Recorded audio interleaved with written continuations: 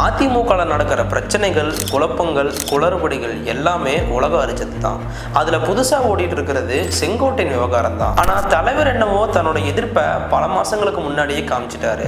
அதுக்கான எதிர்வினைவுகளை தான் இப்போ சந்திக்கிறாரு. இப்போ நான் சொல்ல போகிற இன்ஃபர்மேஷன் இதையும் கூட புதுசு. செங்கோட்டையின் பின்னால் இருந்து இயக்குறது எஸ்பி வேலுமணியா. ஆனால் இவரோ இபிஎஸோட தீவிர ஆதரவாளரா. இதுதான் ட்விஸ்டே.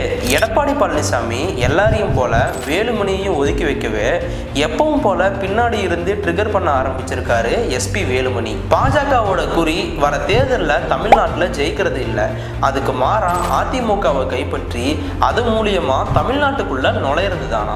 அமித்ஷா இங்க வந்து கூட்டணி ஆச்சுன்னு சொன்னாரு. இபிஎஸ் தான் கூட்டணி தலைவர்னு சொன்னாரு.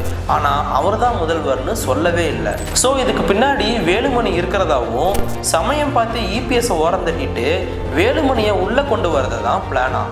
பிஜேபி போட்ட பிளானை கொஞ்சம் கூட பிசுறு தட்டாம செய்யறாராம் வேலுமணி. இதை கேட்குறப்பவே வடச்சென்னை படத்தோட பிஜிஎம் தான் ஞாபகம் வருது இல்ல. இன்னும் தேர்தலுக்கு 7 மாசம் தான் இருக்கு. அதுக்குள்ள இன்னும் என்னெல்லாம் நடக்குமோன்னு பதட்டத்தில் இருக்காங்களாம் அதிமுக தொண்டர்கள். வேலுமணியோட நியூ என்ட்ரியை பத்தின உங்க கருத்தை கமெண்ட்ல சொல்லுங்க. இதே மாதிரி பல அரசியல் செய்திகளை தெரிஞ்சுக்க தெற்கின் குரல் சேனலை ஃபாலோ பண்ணிக்கோங்க.